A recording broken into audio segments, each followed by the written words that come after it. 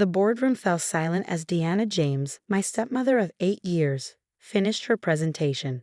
20 pairs of eyes shifted uncomfortably between us, waiting to see how I would respond to her brutal assessment of my capabilities.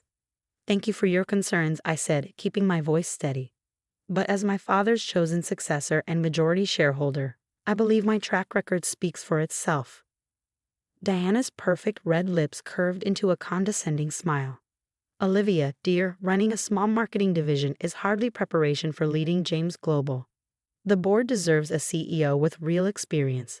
My name is Olivia James, and 2 months ago, my father's unexpected death thrust me into a battle I never wanted.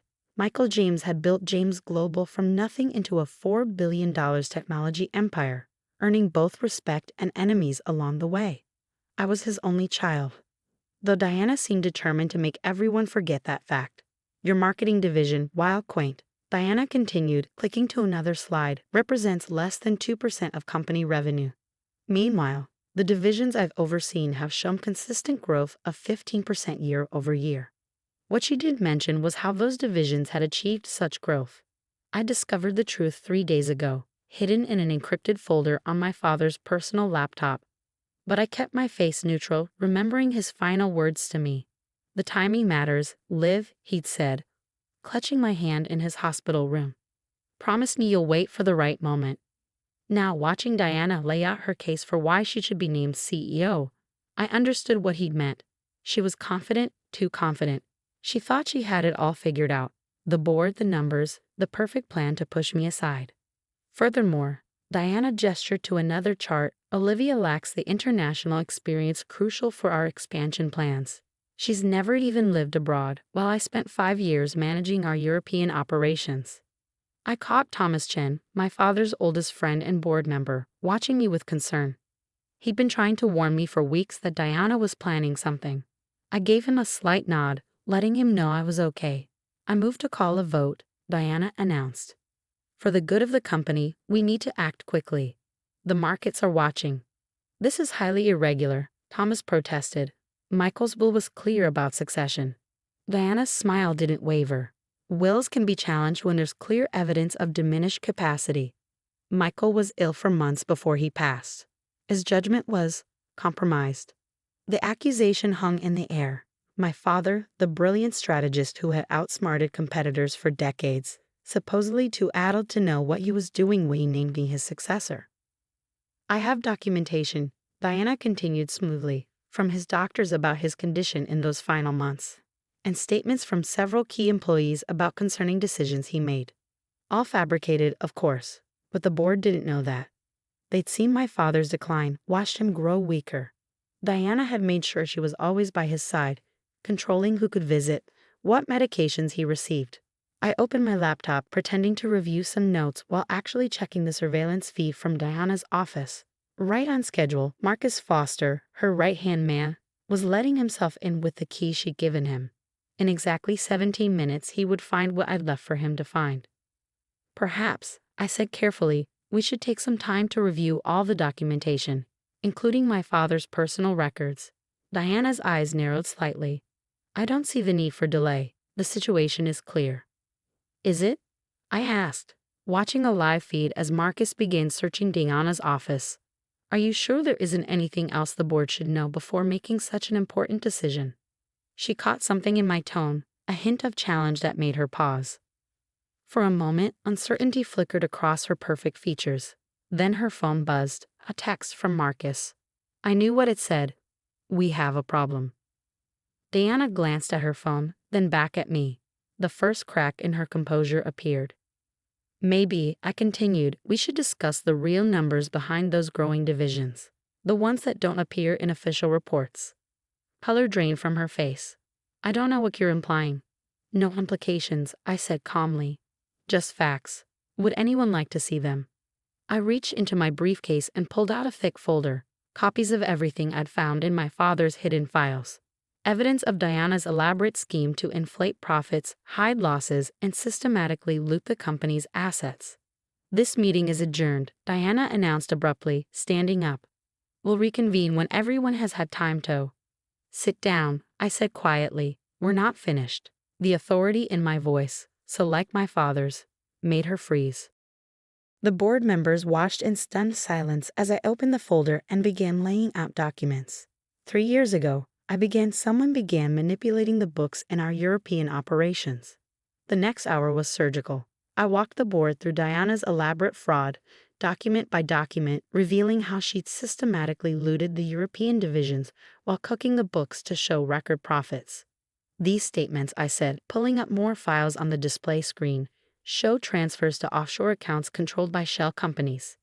Companies that, coincidentally, were all registered by Diana's brother in the Cayman Islands. This is absurd, Diana snapped, but her voice wavered. These documents are clearly fabricated. Are they? I turned to face her directly. Like the medical records you fabricated about my father's mental state. I clicked to the next slide, surveillance footage from my father's hospital room. Diana's face went white as she watched herself on screen, arguing with my father's doctor. I need you to adjust his medication records, she was saying. Make it look like his cognitive function was declining faster than it was. The doctor's response was clear. That would be illegal, Mrs. James. It would be profitable, Diana countered, pulling out her checkbook. I stopped the video there. The boardroom was so quiet you could hear the air conditioning hum. My father knew, I said softly. He discovered what you were doing months ago.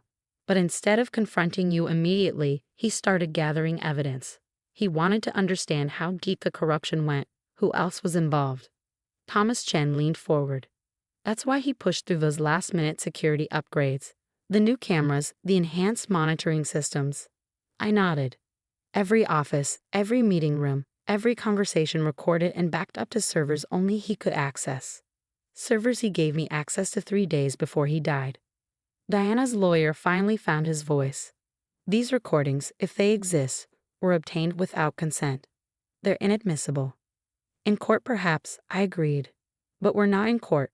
We're in a boardroom, and the board has a right to know exactly who they're considering for CEO. I turned to another slide, financial records showing the true state of our European operations. The divisions Diana claimed were growing at 15% were actually hemorrhaging money, their losses hidden through creative accounting and outright fraud. The real numbers, I continued, show losses exceeding $300 million. Money that was siphoned off through a complex network of shell companies and fake vendors. Would you like to explain that, Diana? She stood up abruptly, gathering her papers. I don't have to listen to these slanderous accusations. My lawyers will. Sit down, I repeated, my voice harder now. You wanted a vote on leadership. Let's have one. But first, let's make sure the board has all the facts. I clicked through more evidence, emails between Diana and her conspirators, bank statements showing the stolen funds being moved through multiple accounts, and finally, footage of her meeting with competitors, selling them our trade secrets. Your stellar performance reviews, I added, the ones you've been using to justify your leadership bid. Let's look at how those were really achieved. More surveillance footage played. Diana threatening employees, promising promotions in exchange for false statements about my capabilities, orchestrating a systematic campaign to undermine my position in the company. Enough, Thomas Chen said firmly. I think we've seen sufficient evidence. He turned to Diana, his expression cold. Mrs. James, given these revelations, I believe it would be best if you resigned immediately. Diana's lawyer touched her arm, whispering urgently, but she shook him off. This isn't over, she hissed at me. You have no idea what you're doing, you stupid girl. I smiled slightly, remembering all the times she called me that over the years. Actually, I know exactly what I'm doing. I'm protecting my father's legacy and sending you to prison.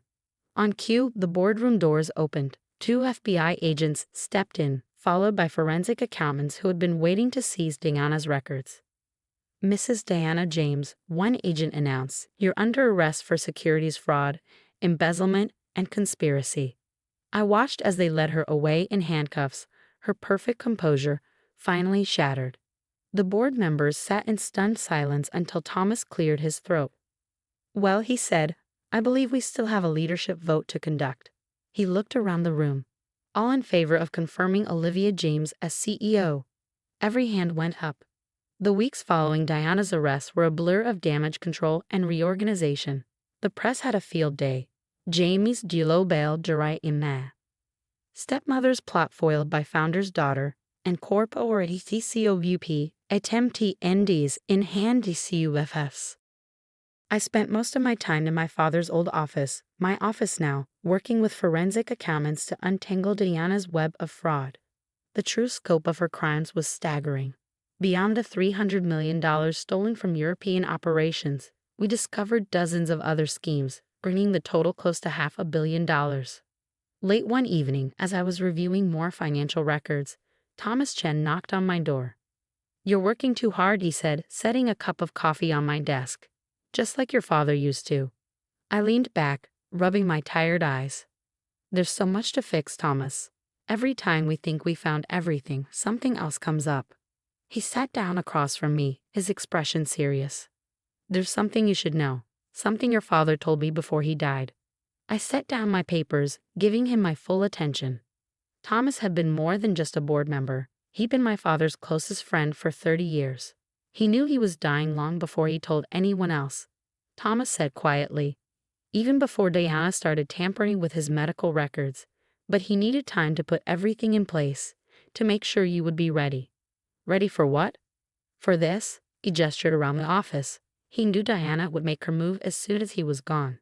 That's why he installed those cameras, gave you access to his private servers. He was building your case for you. I felt tears threatening but held them back. Why didn't he just confront her himself? Why let her keep stealing? Because he wanted more than just to stop her. He wanted to make sure she could never hurt anyone again. And Thomas smiled slightly. He wanted to give you the chance to prove yourself to everyone who ever doubted you. The next morning, I visited Diana in prison. She sat across from me in her orange jumpsuit, her perfectly maintained appearance now showing signs of strain. "Come to gloat?" she asked, her voice bitter. "No," I replied calmly. "I came to ask why. You already had everything, the lifestyle, the status, my father's trust. Why risk it all?" She laughed sharply. "You really don't get it, do you? I had nothing. Everything belonged to your father, and he made it clear it would all go to you. His precious daughter." She spat the word like it tasted bad. "I was just the trophy wife who would never measure up to your dead mother. So you decided to steal what you couldn't inherit?" "I decided to take what I deserved," she snapped. "I made those European divisions successful. I brought in the contracts, managed the relationships, but no matter what I did, I was always going to be second best to you." I studied her for a moment, seeing past the anger to the insecurity beneath. "You're wrong, you know. My father would have taken care of you, made sure you were set for life. But you got greedy, and now you'll lose everything." Her face hardened. "You think you've won? You have no idea what it takes to run this company. You'll fail, and when you do, everyone will see I was right about you." I stood up, straightening my jacket. "Goodbye, Diana. Enjoy the next 20 to 30 years. Back at the office, I called an all-hands meeting. It was time to address the entire company to set a new direction after all the chaos. Standing at the podium, looking out at hundreds of faces, some familiar, some new, all uncertain about the future, I thought about my father's legacy. "The past few months have been challenging," I began. "We've discovered painful truths about people we trusted, and we've had to face hard realities about our operations. But James Global was built on innovation, integrity, and resilience. Those values didn't leave with my father, and they weren't diminished by one person's greed." I outlined my vision for the company's future: more transparency, stronger oversight, and a renewed focus on ethical business practices. The response was overwhelming. People were ready for change, ready to believe in something better. Over the next year, we turned things around. The European divisions, once Diana's personal piggy bank, became legitimately profitable under new leadership. We implemented stricter financial controls, rebuilt damaged client relationships, and slowly restored trust in the James Global name. One evening, almost exactly a year after Diana's arrest, I found myself working late again. As I looked out over the city lights from my office window, I remembered something my father used to say: "Success isn't just about making money, live. It's about being able to look yourself in the mirror every morning." My phone buzzed. A text from Thomas. "Your father would be proud. Dinner next week to celebrate the quarterly numbers." I smiled, typing back a response. Diana had thought she could use my father's death to seize control, but she'd never understood what really made James Global strong. It wasn't just about profits or power. It was about integrity, about doing things the right way even when it was hard. The company weathered the storm, emerging stronger than ever. Diana's conviction made headlines again. Former Jamie GLBL case 25 years. Her co-conspirators, facing similar charges, began turning on each other, revealing even more depths to her schemes. But for me, the real victory wasn't in Diana's downfall. It was in proving that my father had been right to trust me with his legacy. The board's initial skepticism had turned to strong support as they saw how I handled the crisis and led the company's recovery. 1 year to the day after taking over as CEO, I stood in my father's old office, my office, looking at his photograph on the wall. "You knew, didn't you?" I said softly to his smiling image. "You knew she would try something like this. That's why you left me all those breadcrumbs to follow." There was no response, of course, but I could almost hear his voice. "You did good, kid. You did good." I sat down at my desk, opening my laptop to review the latest expansion proposals. The company was growing again, this time on a foundation of real success, not fraudulent numbers. Diana's betrayal had nearly destroyed everything my father built, but in the end, it had only made us stronger. As I worked into the evening, I thought about how far we'd come. Diana had underestimated me, just like she'd underestimated my father's foresight. She thought she could steal his legacy, but instead, she'd help cement it through me. The lights of the city twinkled below as I finally packed up to head home.